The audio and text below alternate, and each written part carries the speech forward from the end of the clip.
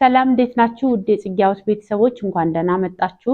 ዛሬ የመጣሁበት ጉዳይ በየፕላትፎርሙ የሚዘዋወሩ ነገሮች አሉና ስለ ሴቶች ጉዳይ ብዙ ሴቶቻችን አሁን ያሉበት ሁኔታ ደስ አይልም አይደል? ፕላትፎርሙ ላይ ሲዘዋወር ምናምን ብዙ ያየሁት ምንድነው ርቃናቸውን መውጣት፣ ከሆነ ወንድ ጋር መሳሳም፣ አጉል የሆነ ቪዲዮ ፖስት ማድረግ ምናምንና ትኩረት ፍለጋ እንደሆነ አላቅም ወይ ገንዘብ ለማግኘት ተብሎ እንደሆነ አላቅም። ግን በእንደዛ መንገድ የመጣው ገንዘብም ለእናንተ ዋጋ የለውም። ራሳችሁን አዋርዳችሁ ፈጣሪ የሰጣችሁን ጸጋ በማይሆን ነገር አውርዳችሁ ወደዛ ፕላትፎርም መጣችሁ የምታገኙት ገንዘብ ለጊዜው ምናልባት ሂውማን ሄር ይገዛል፣ ልብስ ይገዛል፣ ጫማ ይገዛል ወይ ደግሞ የቤት ኪራይ ሊከፍል ይችላል፣ አላቅም። ነገር ግን ቀጣይነት የለውም። አንደኛ ነገር፣ ሁለተኛ በእንደዛ የመጣ ገንዘብ ነገ ከነገ ወዲያ ያሰድባችኋል፣ ራሳችሁን እንድትጎዱ ያደርጋችኋል። ያ ቪዲዮ ይቀመጥና የሆነ ሰዓት ላይ ያን ነገር ትታችሁት እንኳን ተምራችሁ ሊሆን ይችላል፣ ጥሩ ደረጃ ላይ ደርሳችሁ ጥሩ ቤተሰብ ገንብታችሁ ጥሩ የራሳችሁን ላይፍ እየኖራችሁ በትምህርት ማሳድጋችሁት በስራ ማሳድጋችሁት ሊሆን ይችላል። በብዙ መንገድ የተሻለ ቦታ ላይ ሆናችሁ የሆነ ሰዓት ላይ ትሰደቡበታላችሁ። እኮ ገሌ ናት በዛ ሰዓት እንደዚህ ታስታውሻለሽ ተብሎ ያ ቪዲዮ ወጦ ደካማ ጎንሽ ይሆናል ወይም ደካማ ጎን ይሆናል። ለሴት ብቻ አረኩት እንጂ ለወንድም ነው። ምክንያቱም እኛ ኢትዮጵያውያኖች ነን። የትም እንደግ ከኢትዮጵያ ውጭ ምንኖር ኢትዮጵያ ውስጥ ምንኖር ያደግንበት ማህበረሰብ አለ። ያስተደጋደጋችን የቤተሰቦቻችን የመጣንበት ታሪክ፣ ማንነት፣ ባህል ማህበረሰቡ ላይ የሚጥለው ቀውስ ብዙ ነው እና አንደኛ ነገ የምናፍርበትን ስራ ባንሰራ፣ ሁለተኛ ልጅ አለ ነገ ትዳር ይዛችሁ ባልሽ ልጅሽ ያ ነገር ሲያዩ ወይ እንትን ሲሉ ብዙ ነገር ሊፈጠር ይችላል በህይወታችሁ ውስጥ እና አሁን ላይ የምንሰራው ለነገ ጠባሳ እንዳይሆን መጠንቀቅ አለብን። በተለይ ሴቶች ላይ ብዙ ነገር ስለማይ ነው።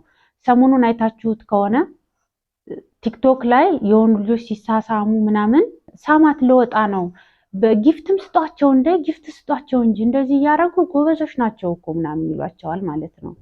አሁን የዚህ ልጅ ቤተሰብ ደግሞ አሰብኳቸው ምን እንደሚሰማቸው።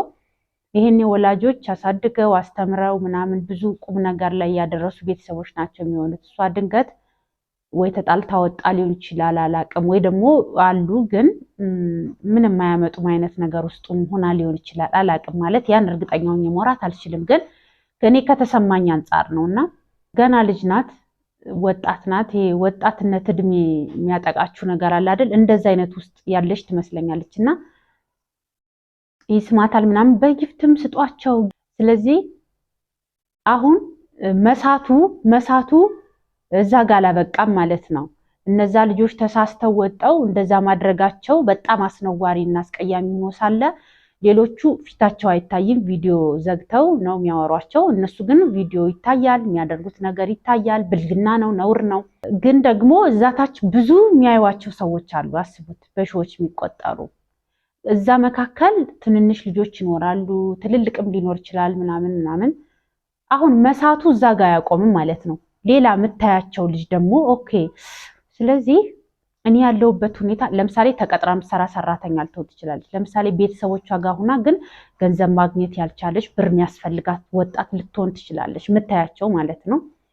ስለዚህ እኔም እኮ ፍቅረኛዬ ጋር ወይ ደግሞ የሆነ ወንድ ጋር ሆኜ እንደዚህ እየተሳሳምኩ ጊፍት ተሰጦኝ ብር ማግኘት የምችል ከሆነ ለምን እንደዚህ ያላደርግም ልትል ነው። አያችሁት? መሳቱ እዛ ጋር ያበቃም። እኛ ተሳስተን ሌሎችም እንዲስቱ እያደረግን ነው።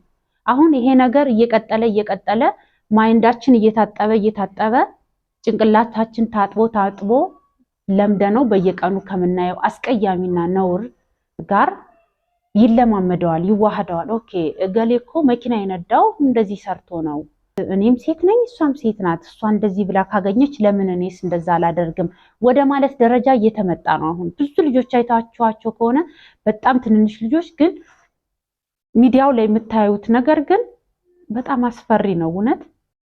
በቃ አሁን ያለው ሁኔታ ለቀጣይ 5 ዓመት 6 ዓመት ፈጣሪ እኔ እንጃ አላቅም። ብቻ እኔ መተንበይ ምናምን አይደለም፣ ግን እኔ በጣም ነው የምፈራው ምሰጋው። አሁን ካለንበት አንጻር አሁን ያለንበትን ሁኔታ ስታዩ ቀጥሎ የሚመጣውን መገመት አያቅታችሁም። ለምሳሌ እናንሳ።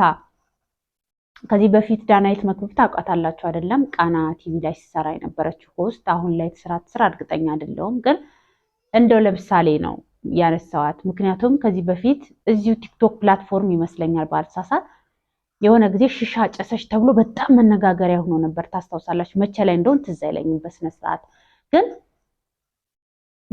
ጉድ ምናምን ተባለ አይደል? ነውረኛ፣ እንዴት እንደዚህ ታረጋለች? ነውረኛ እንዴት ምናምን ተባለ፣ መነጋገሪያ ሆነ ምናምን፣ ነውር ነው ምናምን ተባለ። አሁን እሱ ነውር ነው ነውር አይደለም ለማለት አይደለም፣ ግን ነገሩን ነው የምላችሁ። እንዴት ነገሮች ቀስ በቀስ እየተለማመድናቸው እንደሚቀጥሉ ነው። ከዛስ በጣም ነውር ነው ምናምን ተባለ። ከዛ ደግሞ ሌላ ታሪክ መጣ፣ ቀጠለ። አያችሁ? ቀስ በቀስ ከዛ ምን እየሆነ ይመጣል? ማወዳደር፣ ነውሩን ማለት ነው። በቃ ቀለል አድርገን አይ እሷ ከሰራችው አንጻር እኮ እንትና ምንም አይደለም፣ አይ እሷማ ልክ ነበረች በሰዓቱ፣ እሷማ ምን አጠፋች እንዴ፣ አሁን ያለው ነገር እኮ ብታዩ ምናምን ይባላል። አሁን ያም ያልፋል፣ ቀጥሎ ደግሞ ይመጣል።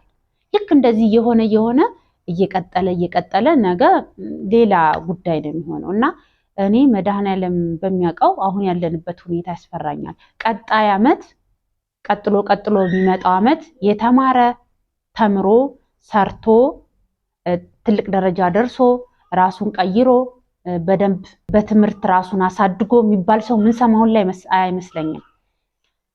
አይታችሁ እንደሆነ ሰሞኑንም ሌላው ምን ያክል የተማሩ ሰዎችን አለማወቃችን ደረጃ መድረሳችን ኢቢኤስ ላይ ሰሞኑን መነጋገሪያ የነበረው አንድ ትልቅ ደራሲ ብዙ መጽሐፎች የጻፈ ባህር ዳር አስተዳዳሪ የነበረ የባህር ዳርን ከተማ ትግራይ ክልል ደግሞ የት ዩኒቨርሲቲ እንደሆነ ባላቅም መምህር የነበረ ትልቅ የተማረና የተከበረ ሰው ጎዳና ላይ ምሳ በሚያበሉበት ሰዓት ምሳ ለመቀበል ሲሄድ የታየ ቪዲዮ ነበር አይደለም? መነጋገሪያ አልነበረም ልበለው ወይ መነጋገሪያ ነበር። አስቡት። አሁን እሱ ሰው ትልቅ የተከበረ የተማረ ባለ ብዙ ሙያ ሰው አይታችሁት እንደውም ብዙ ሰው የሚያውቀው አልነበረም። ማን ነው ምናምን ብለው ታልፎ ነበር አይደለ? አንዳንድ ሰዎች ግን የሚያውቁት ቪዲዮ ተቆራርጦ ወጥቶ መነጋገሪያ ሆኖ ነበረ። አሁን ይህን ሰው እያነሳሁበት ምንድነው ምክንያቴ? አሁን ላይ የተማሩ ሰዎች እየተረሱ ድንገት አላዋቂ ሆነው ደግሞ አጉል ነገር ሰርተው ወደ ሚዲያው መጣው ሚዲያው እያራገበላቸው እውቅና ያገኙና ሌላው የተማረው ሰው እየተረሳ ጥሩ ነገር ላይ መድረስ ያለበት ሰው እየተረሳ ተራ ሰው በሆነ ቪዲዮ ምሳሌ ይደረጋል። ምሳሌ ተደረገ ማለት ደግሞ እንደ ሀገር ያስፈራል። ያልተማረ ሰው ስል በትምህርት ብቻ አይደለም፣ ብዙ በሙያው በዘርፉ ብዙ ያስፈልጉናል። ለምሳሌ መምህር፣ ዶክተር እንደሚያስፈልገው ሁሉ በሌላ ዘርፍ ላይ ያሉም ያስፈልጉናል። ግን አሁን ሌሎቹ ምሳሌ ሲደረጉ ይሄ ነው ውጤቱ። በየፕላትፎርሙ የምታዩት ሽኩቻ፣ አንዱ ካንዱ ለመብለጥ፣ አንዱ ካንዱ ትኩረት ለማግኘት ሲል የሚደረገው ነገር ህዝቡንም ራሱንም የሚጎዳ ሆነ። ተምራ ስራ ሰርታ ወይ ተምሮ ስራ ሰርቶ ጥሩ ነገር ይዞ ለሀገርም ለወገን የሚጠቅም ነገር ይዞ የሚመጣ ሰው ተቀባይነት አጥቷል። ድንገት አጉል ነገር ይዞ የመጣ ሰው ተቀባይነት አግኝቷል። እነዛን ምሳሌ ባረግን ቁጥር ውጤታችን ይሄ ይሆናል እና በጣም ጥንቃቄ ልናደርግ ይገባል። የእውነት እኔ አሁን እንደ ቀልድ ስቄ ወይኔ አው ልክ ነው ምናምን እኔ አሁን ሳቅ ጨዋታ ምናምን ባለው መልኩ ያዝናኑኛል ወይ ደግሞ ያስተምሩኛል ምላቸው ሰዎች አሉ።